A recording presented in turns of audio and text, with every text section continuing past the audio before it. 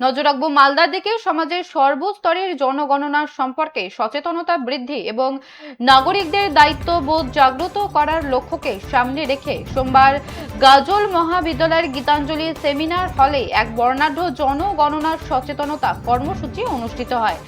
গাজল মহাবিদ্যালয়ের NCC, NSS এবং আইকিউএসির যৌথ উদ্যোগে এই গাজল সমষ্টি উন্নয়ন আধিকারিকের সহযোগিতায় আয়োজিত এই অনুষ্ঠানটি জ্ঞান চর্চা, সামাজিক দায়বদ্ধতা এবং নাগরিক সচেতনতার এক উজ্জ্বল দৃষ্টান্ত হয়ে ওঠে।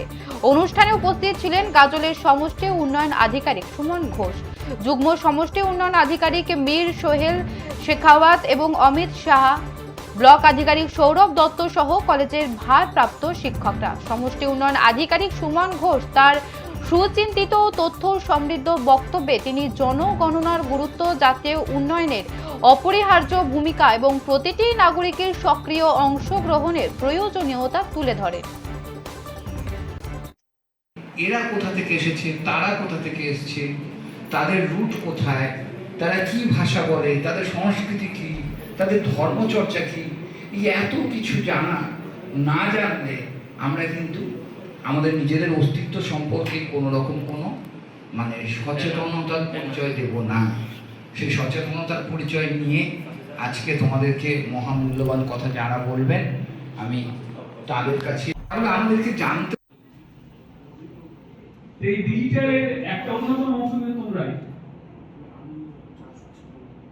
হিউজ ডেটা গোটা ভারতবর্ষে, সেই তথ্য দিয়ে প্রত্যেক এলাকায় কি ধরনের উন্নয়ন, কতটুকু প্রয়োজন, তার জন্য কত টাকা লাগবে, তার জন্য কি পলিসি হবে, এই যাবতীয় ঠিক হবে।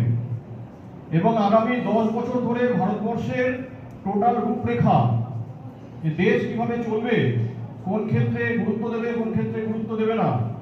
মাথা গণনা নয়, জনগণনা আমাদের পরবর্তী সরকারের পরবর্তী কার্যক্রম ঠিক করার একটা অন্যতম সিঁড়ি বলতে পারে। এবার থিম অনেকেই জানে না, কেউ জানো সেন্সাসের থিম কি? জানা নেই। এটা কিন্তু পরীক্ষা আসবে। যদি বাংলায় বলি জনগণনা থেকে জনকল্যাণ, সঠিক থিম। কারণ জনগণনাই তোমাদের জনকল্যাণের সোপান বা সিঁড়ি। এখানে আমরা জানতে পারবো যে কোন পার্টিকুলার এরিয়ার লোকরা এখনো অনেক বেশি সংখ্যক লোক মাটির বাড়িতে বাস করে, কোথাকার লোক কি রকম টয়লেট ব্যবহার করে, কোথায় ফিনান্সিয়াল অনেক বেশি ডেভেলপ হয়ে আছে, কোথায় কম আছে, কোথায় পপুলেশন গ্রোথ অনেক বেশি বাড়ছে।